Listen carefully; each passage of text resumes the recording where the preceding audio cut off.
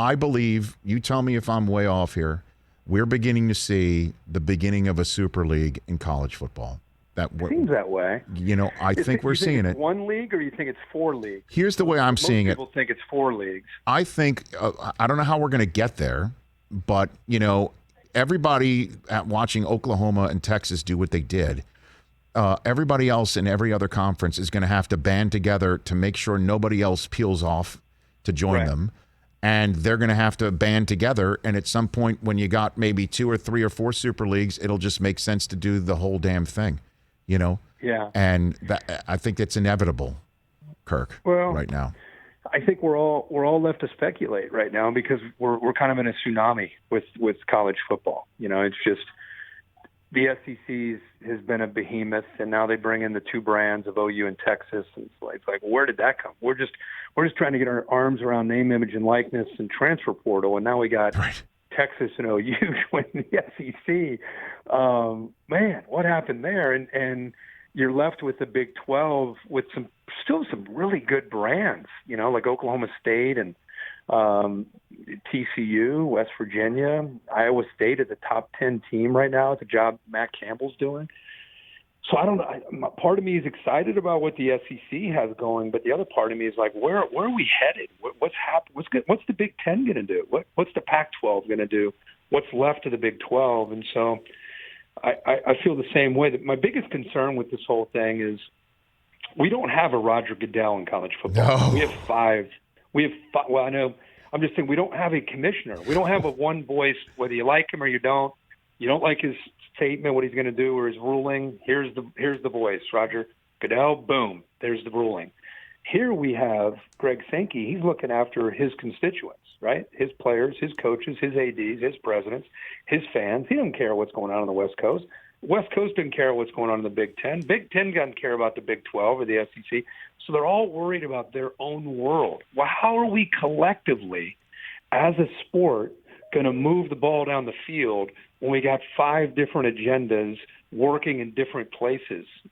So I think the COVID year taught us a lot of things, but one of the things that taught us about college football is we need one voice. It's okay to have 4 or 5 voices that report to the one voice, but that one voice needs to make some decisions that will collectively help the sport move that, as I say, move the ball down the field to help the greater good of college football, not just the greater good of the SEC or the greater good of the Big Ten. We need to move, and that's why I think I wouldn't be surprised to see them pull away from the NCAA, create their own governing body, find a commissioner, and just start doing it that way. No doubt about it, because Kirk Herbstreit here again. His book "Out of Pocket: Football, Fatherhood, College Game Day Saturdays" available where all books are sold. We'll talk about that in a second. No question about it. You mentioned the COVID year.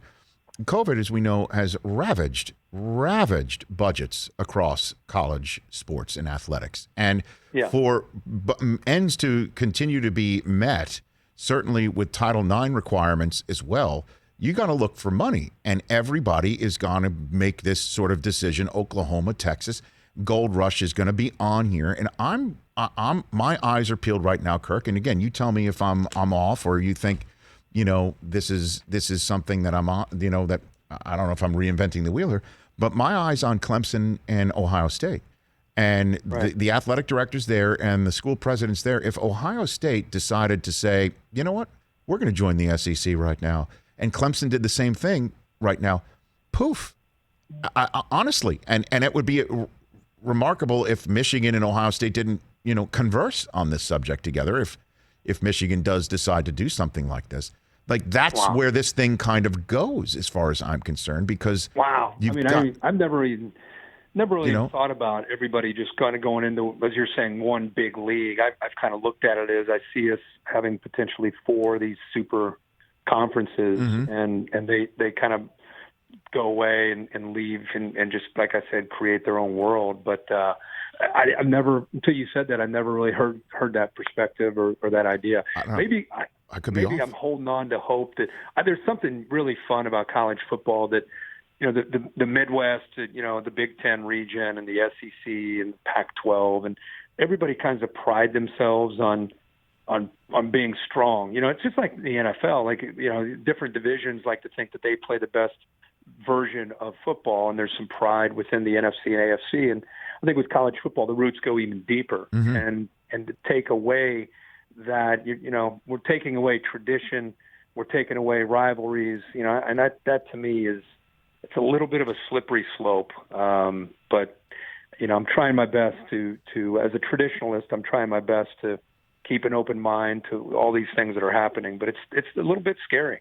Well, I respect that from you, Kirk, because, in a Super League, I know it'll be you and Fowler calling the biggest games.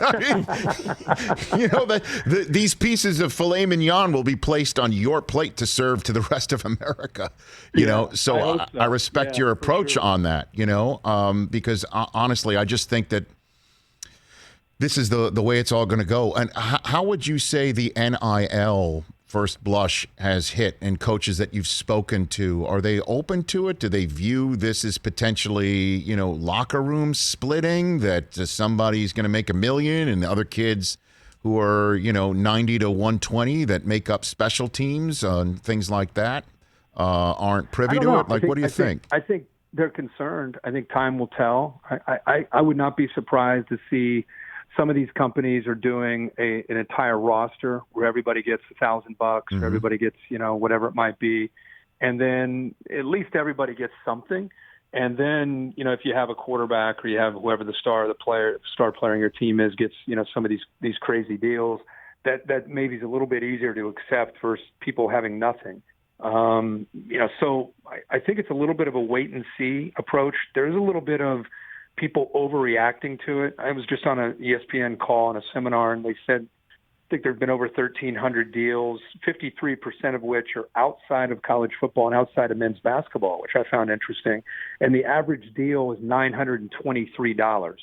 So I don't know if it's the sky is falling. All these kids are going to be making millions of dollars the way, there's been a handful or a couple guys have been reportedly making, good money. The Bryce Young story of Alabama, when Nick Saban was at a speech in Texas and he said, hey, our quarterback hadn't taken a snap, but he's already close to 7 figures.